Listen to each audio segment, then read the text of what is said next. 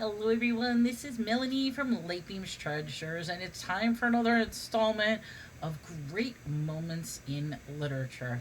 It's basically where I take a random book off the shelf and I start reading it cover to cover. I've been doing it in half an hour increments, and I'm curious, do you think I should do it longer, or should I continue with the half an hour increment time? Love to hear your comment below. Of course, give the thumbs up if you like this content, and I'll be doing another chapter every single day. So the book we're reading now is How Come They Always Had the Battles in National Parks? It's a factual and funny survey of American history from the beginning through the Civil War. It's by Bales, Ph.D.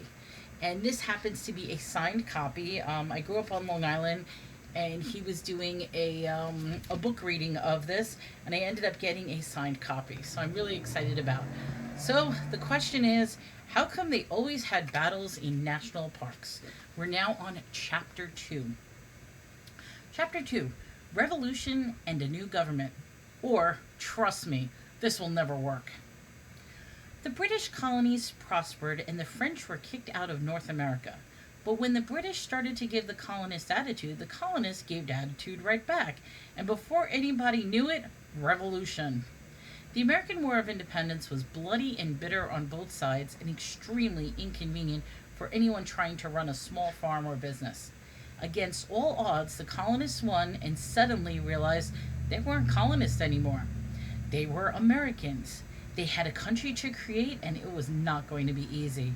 After a few years, a number of people were fed up enough to wonder if somehow King George III could be persuaded to let bygones be bygones and take us back.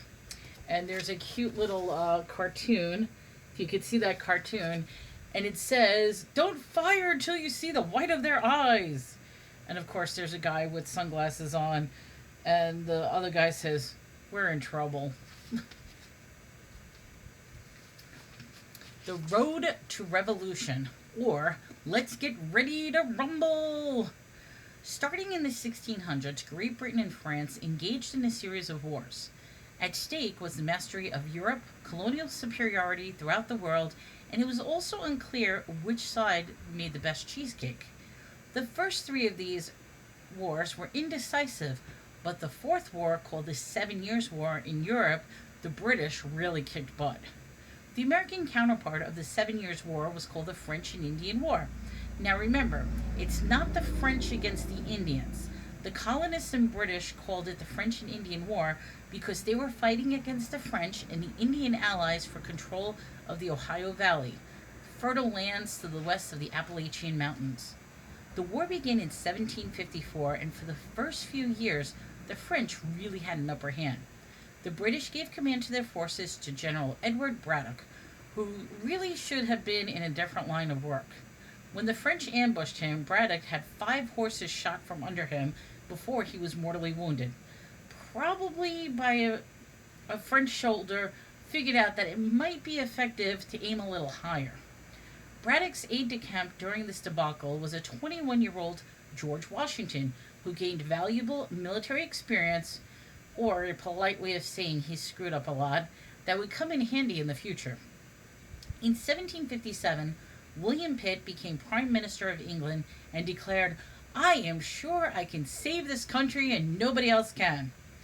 Which was really unnecessary because he already done the job.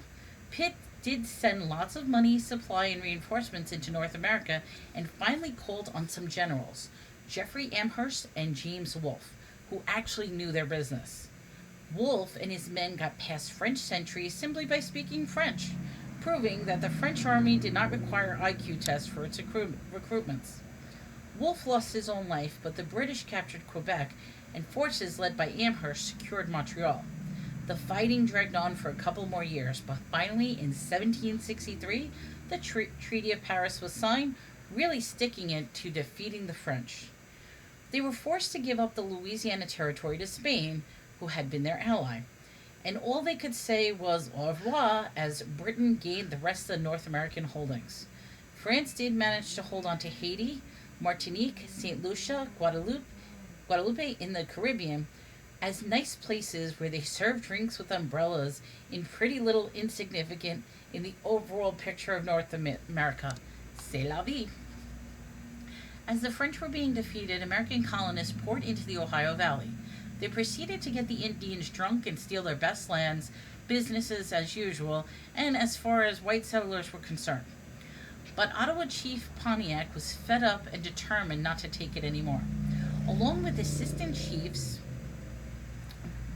Buick and Camaro, just kidding, Pontiac formed an alliance among 18 tribes, including the Delaware, Shawnee, and Seneca. With great gusto, they massacred and pillaged western outposts until July 1763. Only 3 forts remain. The British quickly struck back, and an ugly war ensued that included biological warfare. The British deliberately gave the Indians blankets infected with smallpox, and massacres of peaceful Indians who simply happened to be in the wrong place at the wrong time. Demanding more protection from Pontiac raiders, a mob of outraged pioneers known as the Paxton Boys threatened to attack Philadelphia. Fearing his own countrymen more than the Indians, Ben Franklin talked them out of assuring them that Pennsylvania legislation will be paying bonuses for Indian scalps. To prevent further bloodshed between the colonists and the Indians and preserve the fur trade for British companies, King George III announced the Proclamation of 1763, prohibiting the colonists from settling west of the Appalachian Mountains. As soon as the more clever colonists realized this proclamation was just a line drawn on the map in London and not a real barrier, they would trip over the woods and completely ignore it. After the French and Indian War, the British realized that though they had won, they were nearly bankrupt. In 1763, Parliament, English legislators, decided to terminate the decades-old policy British statesman Edmund Burke famously described as a salutary neglect. The fact that American colonies benefited from the lack of interest in their affairs. After evading British mercantilist laws and exercising virtual self-government for as long as anyone could remember, the colonies basically replied, "What, are you kidding me?" Prime Minister George Grenville was not kidding, and determined to make the colonies bear their shame of maintaining the British Empire. He sent over lots of custom collectors, the kind of people who used to hall monitors at school, and naval patrols to stop the smuggling. He also authorized British officials to issue writs of assistance, general search warrants for colonial buildings and ships. Any contemporary American who, as a teenager, hid fireworks under the bed can sympathize with how horrified the colonists must have been by these revolting deployments. Bostonian James Otis appeared before a Boston court and eloquently denounced the writs of assistance for violating the long-held English common law principle that a man's home is his castle. He lost that case and later in life went insane, but at the time virtually all colonists believed he was right. They were also enormously gratified to find a lawyer who would work for free, even if he was a little nuts. New taxes included the Sugar Act of 1764, which infuriated fat colonists, and the Stamp Act of 1765, requiring the purchase of stamps to be inked on all printed materials such as mortgages, almanacs, pamphlets, newspaper, and even wills, which infuriated the dead colonists. British Chancellor of Exchequer, a fancy name for chief accountant, Charles Townshend, came up with a plan for new duties on paint, glass, paper, and tea. In an era before coffee was commonly drunk, and there was no such thing as Starbucks or Dunkin' Donuts, the Townshend Act of 1765 really freaked out colonial caffeine junkies. Anyone caught trying to avoid paying these taxes was denied a jury trial and judged in British military courts, where the fix was obviously in. Another new law that really ticked off the colonists was the Quartering Act of 1765, requiring them to provide food and living quarters for British soldiers. Supposedly, the soldiers were in the colonies to defend against Indian attacks, but in practice, most of these redcoats took up residence in cities like Boston, New York, and Philadelphia. And a lot of these soldiers snored, which was particularly galling to colonial homeowners tossing and turning on their couch. Naturally, the headstrong colonists did all they could to violate the new British regulations. when in 1772 an English naval patrol vessel named the Gaspee ran onto a sandbar off Rhode Island. Colonists, not exactly in a helpful mood, boarded the ship and set it on fire. British authorities were determined to bring the perpetrators to justice, but could not find any Rhode Islanders who had testified against their neighbors. Some potential witnesses may have suggested that the captain's careless smoking in bed started the fire, which was really rubbing it in. The Stamp Act angered the colonists so much that they called a big meeting, and delegates from 9 colonies showed up in New York City for the Stamp Act Congress of 1765. They urged a boycott of English goods and declared that the colonies could be taxed only by their own legislature, not far away from Parliament, in which they had no voice. Unfortunately, none of the visitors had a chance to visit the Statue of Liberty or the Empire State Building because they didn't exist yet. An organization of colonial patriots with a really cool name called the Sons of Liberties helped force the boycotts of British goods. They also set up the Committee of Correspondence in each of the 13 colonies. These committees sent messages up and down the eastern seaboard to keep each other informed of the latest resistance against the British. The colonists had to rely on riders on horseback because there was no formal post office that existed yet. In other words, people who lost their tempers and got violent were going postal. They just didn't know it yet. In particular, Boston in the early 1770s became a pretty tense place. British soldiers went to their taverns and the colonists went to theirs, and there were often drunken brawls in the streets at closing time. In 1770, a colonial mob started throwing snowballs with rocks in them at a squad of British sentries manning a guard post. Under extreme provocation, the soldiers panicked and fired blindly into the crowd, killing 5 men. It should have been remembered that one of the first to fall was a black man named Crispus Attucks, although getting shot to death is a lousy way to achieve immortality. This incident was called the Boston Massacre by the colonists. Talk about a snow fight getting out of hand. By 1770, Parliament had backed off and a new tax, except for the tax on tea. They paid the tea tax in 1773, which exempted the British East India Company from paying taxes in England on shipped tea to America. This actually gave the colonists access to the cheapest tea ever, but colonial merchants were angry that they smuggled tea from Holland couldn't compete anymore. Besides, it was the principle of the thing. The Townshend tax on tea remained in effect, and this was still taxation without representation. Angry mobs on the shorelines of New York and Philadelphia turned away the tea ships, but in Boston, the ships anchored in the harbor.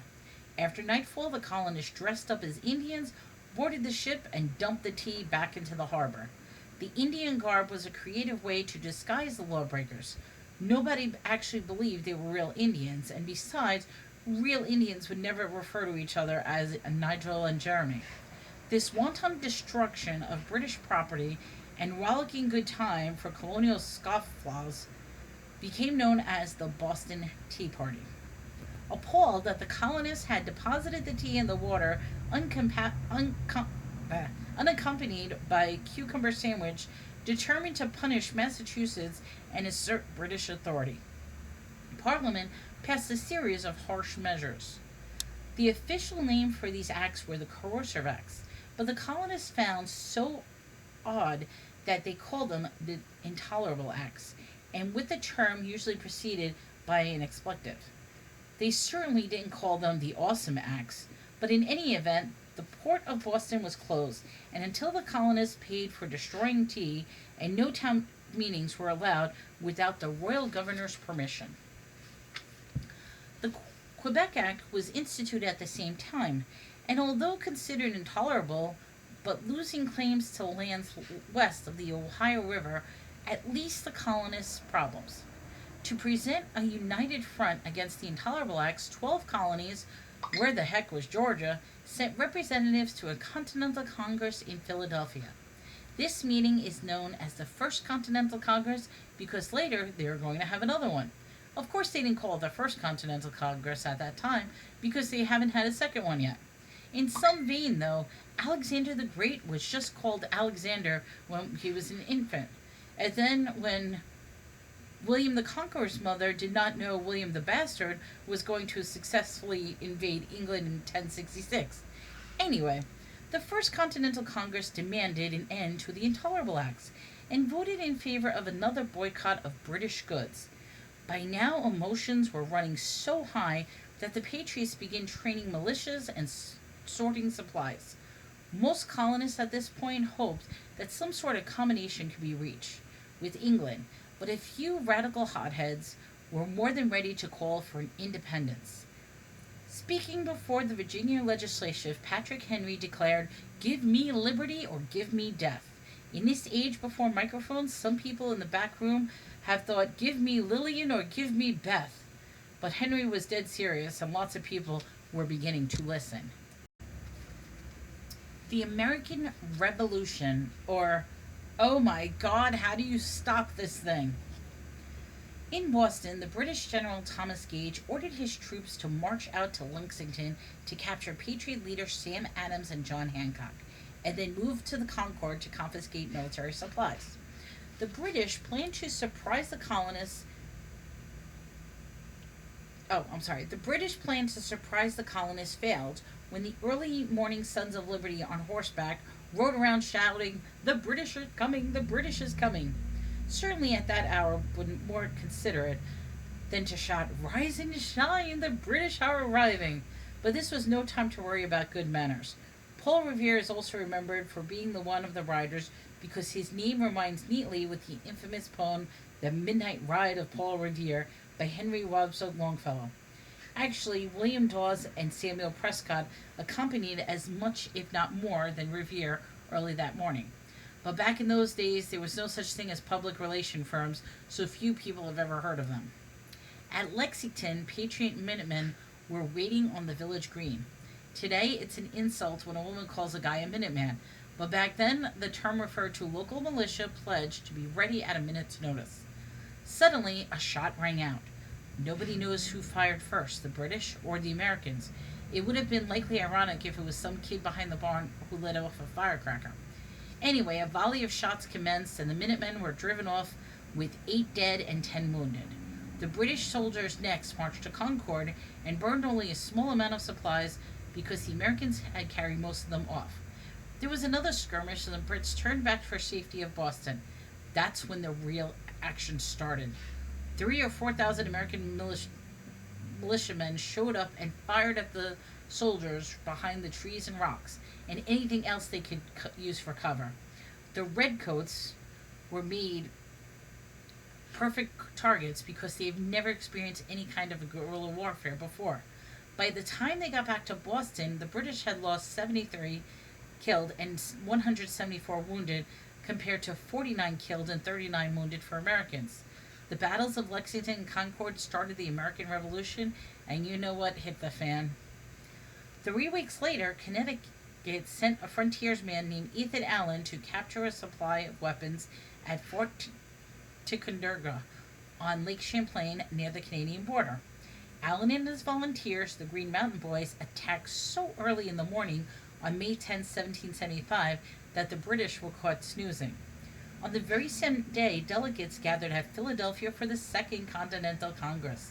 Obviously, something had to be done because the colonists were definitely at war with the British, but there was no organization or central planning. They created a Continental Army and realized they needed someone to be in charge. John Adams proposed George Washington as commander-in-chief because he was moderately acceptable to all the delegates and he had military experience from the French and Indian War. Everyone took the hint that George wanted the job when he showed up wearing a new bright blue uniform he had specifically designed for the occasion. Meanwhile, up in Boston, a more fierce fighting took place when the British attempted to seize strategic position overlooking the city. The colonists there were dug up, but in redcoats repeatedly charged up the hill.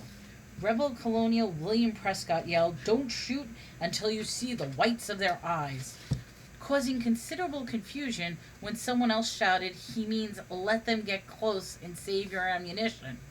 Even so, resisting the third charge and American supplies ran out and they were forced to retreat. The Patriots still celebrated because their losses were much lighter than the enemy and they only had lost because they depleted their ammunition.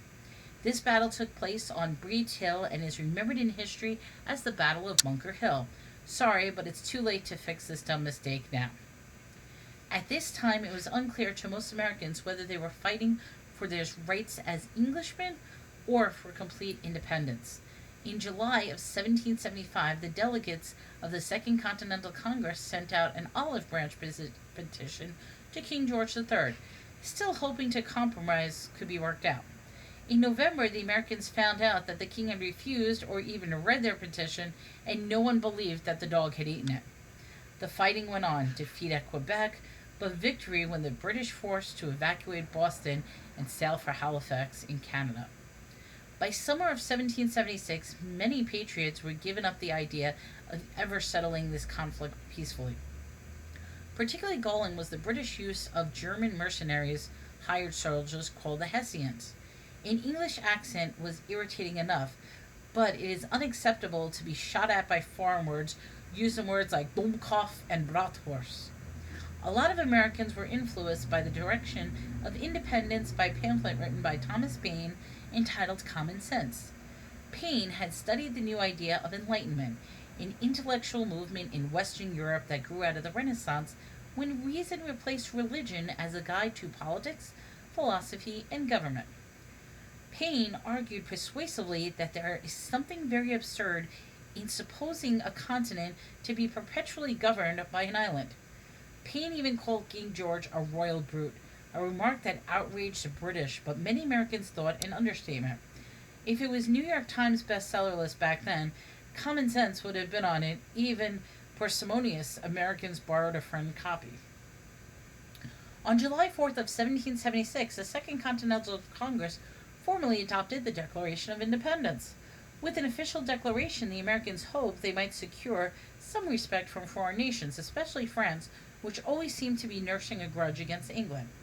Now, hopefully, captured American soldiers would be entitled to status of prisoners of war and imprisoned, rather than traitors to the crown and executed. As news of the Declaration spread up and down the 13 newly independent states, many Americans cheered and celebrated. In New York City, the Sons of Liberty destroyed a large statue of King George III, failing to realize that centuries later, antique collectors would have been willing to pay a fortune for that.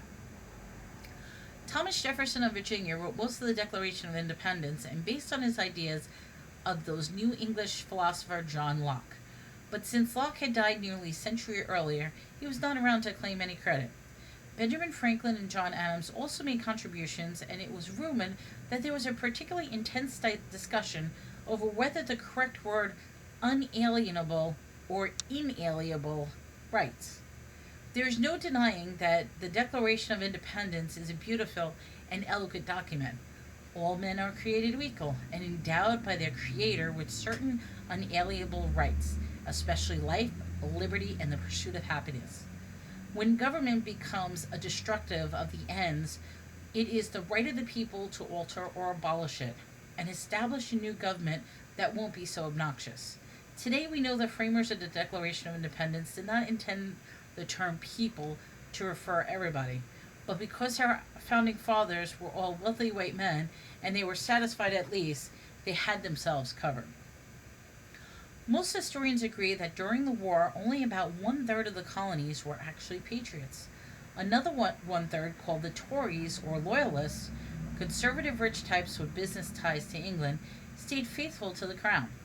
The last one-third were opportunists ready to jump on any winning bandwagon, like a lot of so-called Yankee fans today.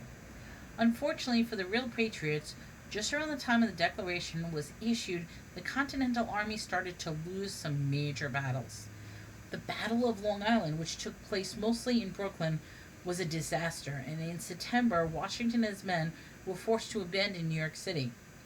Over the couple of months, the British pushed Washington out of New York, across New Jersey, and into Pennsylvania. Fortunately, winter set in, and the Redcoats decided to back off and seek shelter in the comfort of the city of Philadelphia. Back in those days, warring armies often took the winter off because fighting in the wind and snow was such a bummer. But Washington knew his army was cold, hungry, and depressed, and lots of his men were deserting. So he decided to try something really bold. On Christmas night, he and his men trekked the ice-clogged Delaware River back into New Jersey. At Trenton, the Continental Army surprised and ruined the drunken holiday celebration of the garrison of Hessians. A week later, Washington's forces, after fierce fighting, forced the British to withdraw from Princeton. The Trenton and Princeton victories exhausted the Continental Army, but at least they had their morale to fight on and create many other tourist attractions in that area. In February of 1777, the British government approved a plan to isolate New England, split the colonies, and end this inconvenient war once and for all. 3 British armies were supposed to converge on Albany in upstate New York. The plan could have worked, but only one of the armies showed up, and it was soundly defeated at Saratoga. The Americans were superior wilderness fighters, and this proved to be crucial along the incompetence and pomposity of British General Johnny Burgoyne, who found it difficult to march an army through thick woods laden with 52 cannons and his enormous wardrobe and wine cellar and his female entourage. If Burgoyne were alive today, he would probably go camping and stay at the Hilton Hotel. Saratoga should be remembered by its turning point in the Revolutionary War. When the French heard about it, they thought, "Alas, these Americans actually have a good chance to win, especially if we help them."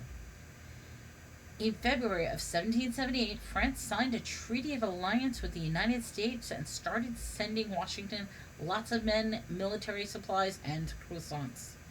England now had another enemy to worry about. They were also concerned about Holland and Spain, so they had to keep a lot of their first-string soldiers on alert back home and only send the scrubs across the Atlantic. To the south of things, they were not going well for Americans. They had lost Philadelphia and forced to withdraw 20 miles away from Valley Forge to spend the winter there. Washington himself had a small house to live, but his men had to make do hastily on constructed wooden huts. Needless to say, they were freezing, starving, and just plain miserable. Maybe it was the patriotism, the loyalty to their commander, or the fanatical commitment to weekly bingo tournaments, but Washington miraculously managed to hold his army together. In the spring, when the British evacuated Philadelphia, Washington followed and gave them a second thrashing mammoth courthouse on June 28th of 1778 in New Jersey. Perched in the hills around New York City, warmer now and with few good meals in them, George and the boys waited for the French reinforcements. In the Northwest Territory, George Rogers Clark and his fellow frontiersmen won a series of victories and firmly established American claims to the area north of Ohio, west of Pennsylvania, and east of Mississippi. But most of the action in the war was going to be in the South. British forces captured Savannah and Charleston, but were unable to crush the Americans in the rural areas. Led by the hit-and-run guerrilla tactics of General Nathanael Greene, the Patriots drove the Redcoats to distraction. British soldiers hated fighting in swamps because it was hot, sweaty, and the Patriots rudely wouldn't reveal where the quicksand was. But in early 1781, fed up with his heavy losses, British General Charles Cornwallis withdrew northward to Yorktown, Virginia. Yorktown was on the Chesapeake Peninsula, and with his back to the sea, the British fleet in nearby New York Harbor, Cornwallis felt secure. But a French army reinforced Washington's Continental Army, and together they moved south. When a French fleet under Admiral Francois-Joseph de Grasse arrived in Chesapeake Bay, Cornwallis realized somehow, belatedly, that he was completely boxed in. His forces held on for 3 weeks, but they were outnumbered on land. 9,000 Americans and 7,800 French versus 8,000 British and Hessians. And the British fleet sailing south from New York was diverted by Grasse. On October 19, 1781, Cornwallis surrendered. Cornwallis himself was a spoilsport and sent his second-in-command to surrender under the sword to General Washington. The British band played "The World Turned Upside Down," which at that moment it certainly was. The Americans sang "Yankee Doodle," went to town riding on a pony, stuck a feather in his hat, and called it macaroni. This line makes no sense unless you realize that in those days, the word macaroni, like today, we use the word cool. Give them a break. After defeating the world's most powerful nation against all odds, winning their freedom, they were cool. Okay, so what I'll do is, I just hit the 30-minute mark. I will stop here, and we will have another episode of how come they always do battles in national parks. I hope you enjoy this. Remember, hit the thumbs up, hit the subscribe, and throw in a comment if you enjoy these books. Once again, it's How Come They Always Had Battles in National Parks by Peter Bales. Take care, everyone.